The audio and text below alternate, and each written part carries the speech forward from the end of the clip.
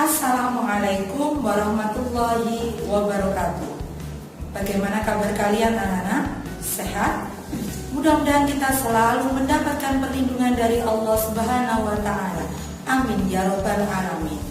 Berjumpa kembali dengan Bu Al-Maidah dari MTS Wahid Hasim Surabaya. Bu Al akan mengajak kalian untuk belajar sejarah kebudayaan Islam. Anak-anak, pada video pembelajaran kali ini Bu Al akan menyampaikan tentang ilmuwan-ilmuwan Muslim Daulah Abbasiyah bagian yang kedua. Oke anak-anak, sebelum materi kita mulai, marilah kita berdoa bersama-sama. Berdoa mulai. A'udzubillahi minasyaitonirrajim. Bismillahirrahmanirrahim.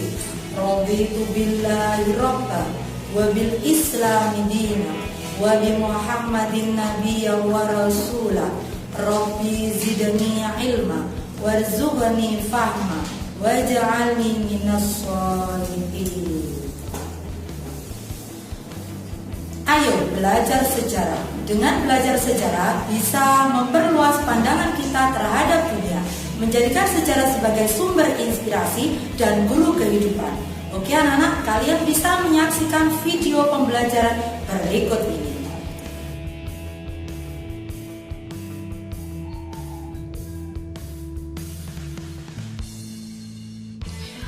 Bismillahirrahmanirrahim. Anak-anak, pada pertemuan kali ini kita akan melanjutkan materi tentang ilmuwan-ilmuwan Muslim Daulah Abbasiyah. Anak-anak, materi ini merupakan materi sejarah kebudayaan Islam di kelas 8 semester ganjil yang akan disampaikan oleh Bu Al-Maidah SPD.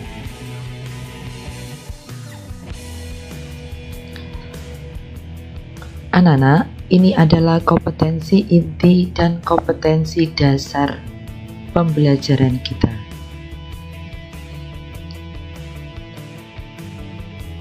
Sedangkan ini adalah indikator pembelajaran.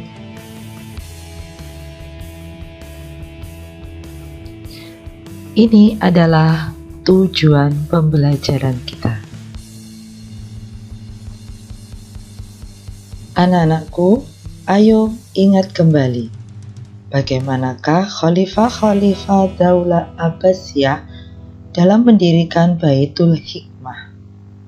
Khalifah Harun ar-Rasyid mendirikan Baitul Hikmah sebagai lembaga penerjemah karya-karya kuno Yunani, Persia, Romawi, Syria ke dalam bahasa Arab.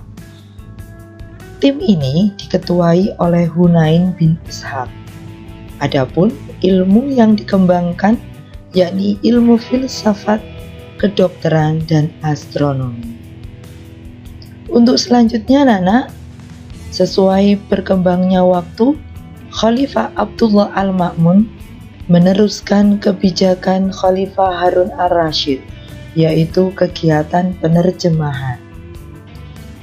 Tujuan penerjemahan ini adalah agar umat Islam awam tidak ketinggalan zaman.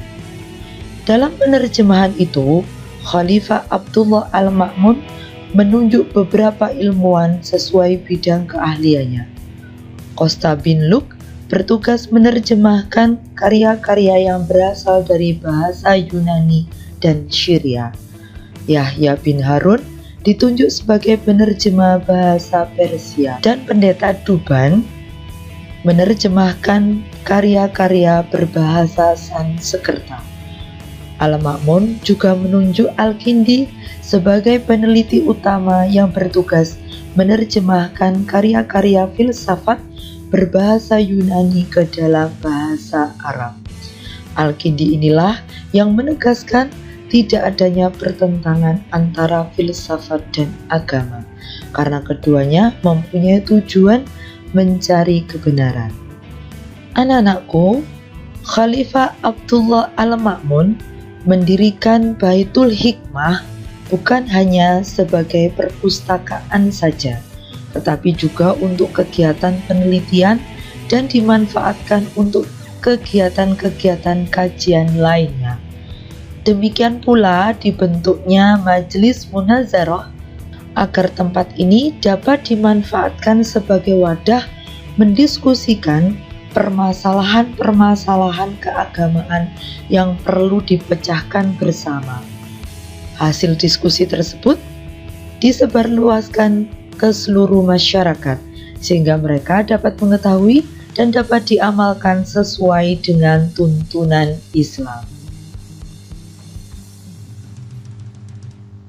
Anak-anakku, para cerdik pandai dari seluruh daerah di wilayah negeri berkumpul untuk melakukan kajian dan berbagai penelitian ilmiah sehingga dapat memberi manfaat meninggikan peradaban Islam. Berkumpulnya para ilmuwan, filosof, sastrawan, dan para pakar di bidang keilmuan lainnya mempermudah berkembangnya ilmu pengetahuan dan kebudayaan sehingga peradaban Islam berada dalam posisi teratas daripada peradaban lain di dunia.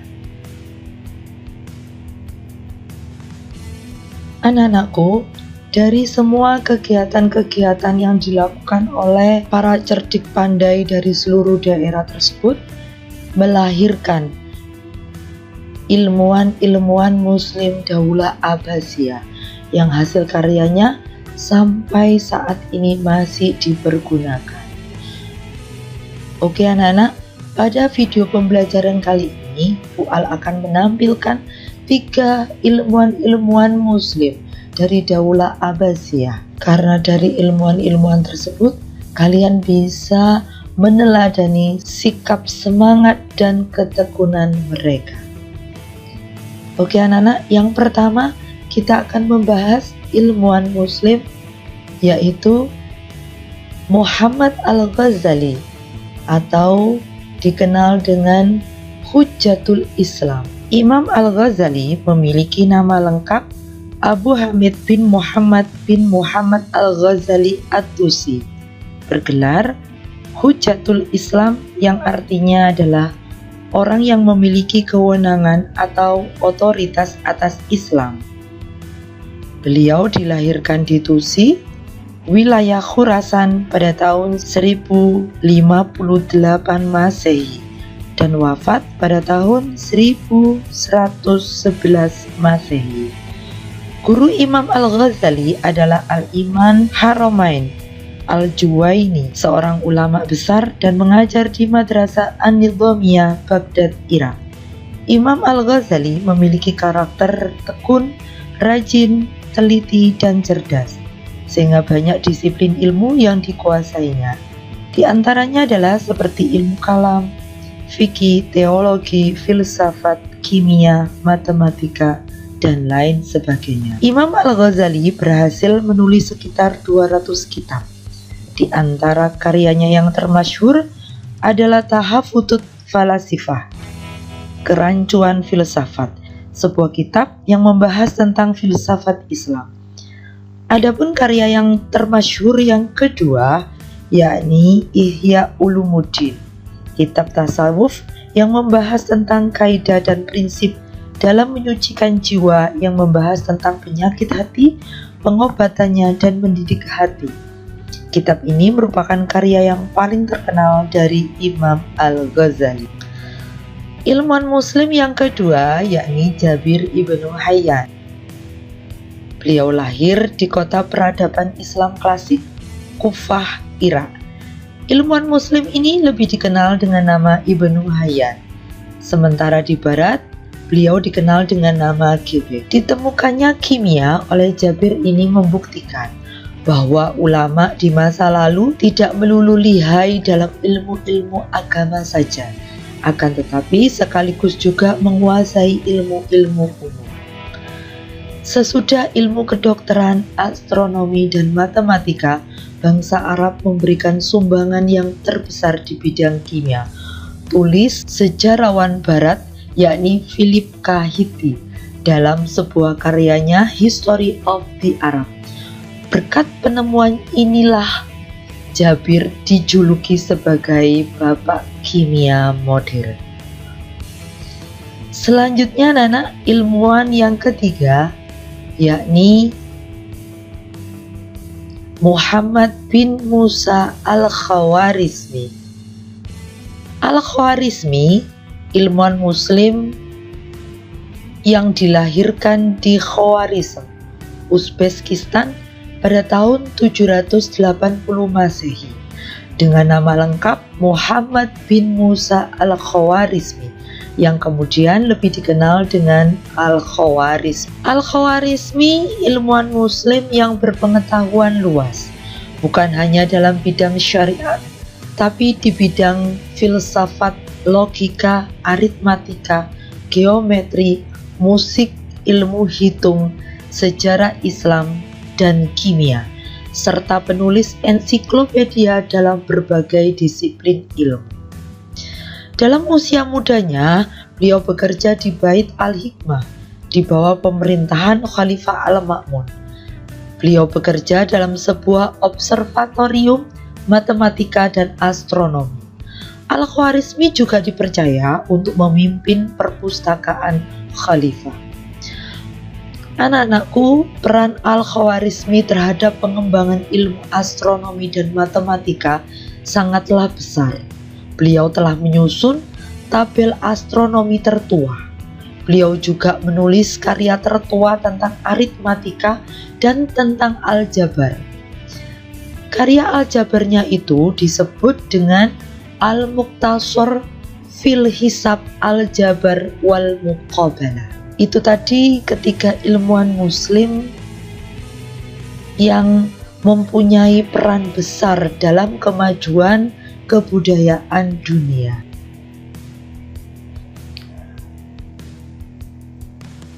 Setelah kita mempelajari tentang ilmuwan-ilmuwan muslim Daulah Abbasiyah, kita akan menemukan nilai-nilai keteladanan apa yang bisa kita contoh dalam kehidupan sehari-hari. Yang pertama adalah semangat dan niat yang kuat dari para ulama dalam menuntut ilmu sehingga tiada waktu kecuali untuk sebuah ilmu. Sikap ini harus kita teladani bila kita ingin mencapai kebahagiaan dunia dan akhirat. Sedangkan yang kedua adalah kecintaannya terhadap ilmu pengetahuan yang ditunjukkan oleh para khalifah Daulah Abbasiyah adalah contoh sikap yang sangat jarang kita jumpai sekarang. Padahal sikap itu telah menjadi motivasi bagi rakyat dan umat Islam dalam mencapai kemajuan. Sedangkan yang ketiga yaitu ketekunan para ulama dalam mencari dan menggali berbagai keilmuan harus kita teladani. Saat ini betapa sedikit ulama yang dapat menguasai berbagai disiplin ilmu secara bersamaan seperti Ibnu Sina dan tokoh-tokoh lainnya. Sedangkan yang keempat yaitu antusias masyarakat Abbasiyah yang telah kompak membudayakan keilmuan di tengah-tengah masyarakatnya, membuat semua kegiatan dan amal hanyalah untuk ilmu. Hal ini perlu ditumbuh kembangkan di masyarakat kita agar sedikit demi sedikit umat Islam dapat kembali mengalami kemajuan. Sedangkan yang kelima yakni produktivitas para tokoh ulama dalam berijtihad mengarang, memiliki dan menerbitkan berbagai bidang keahlian ilmu pengetahuan. Beberapa ulama dapat mengarang sampai ratusan buku adalah prestasi yang luar biasa. Sikap dan semangat ini harus kita teladani agar kita dapat memberi manfaat bagi kalangan manusia lainnya.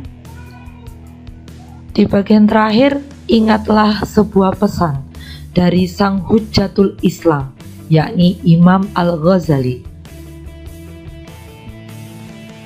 Ilmu, pelajarilah ilmu.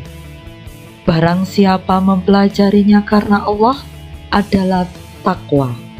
Menuntutnya adalah ibadah, mengulang-ulangnya adalah tasbih, membahasnya adalah jihad, mengajarkannya kepada orang lain yang tidak tahu adalah sedekah, memberikan kepada ahlinya adalah mendekatkan diri kita kepada Allah.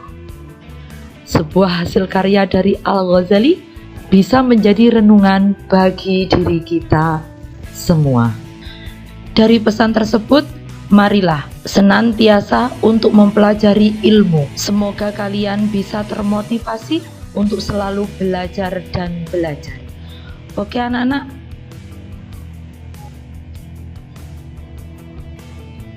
ada latihan soal yang bisa kalian kerjakan. Kalian tulis di selembar kertas, kemudian kumpulkan di wali kelas kalian masing-masing. Oke anak-anak, selamat mengerjakan. Bagaimana anak-anak? Setelah kalian menyaksikan video pembelajaran tadi, apakah kalian sudah bisa memahaminya? Alhamdulillah, mudah-mudahan kalian bisa memahami apa yang sudah kalian pelajari bersama. Anak-anak, mungkin itu saja yang bisa Buat sampaikan pada video pembelajaran kali ini. Mudah-mudahan kalian bisa mengambil manfaatnya. Untuk penutup, marilah kita berdoa bersama-sama. Berdoa mulai. A'udzubillahi minasyaitonirrajim. Bismillahirrahmanirrahim. Allahumma inni astaudiruka ma'alamtanihi farduduhu ilayya yang dahajati wala tansanihi ya rabbal alamin. Akhirul kalam, wabillahi taufiq wal hidayah waridha wal inayah. Wassalamualaikum warahmatullahi wabarakatuh.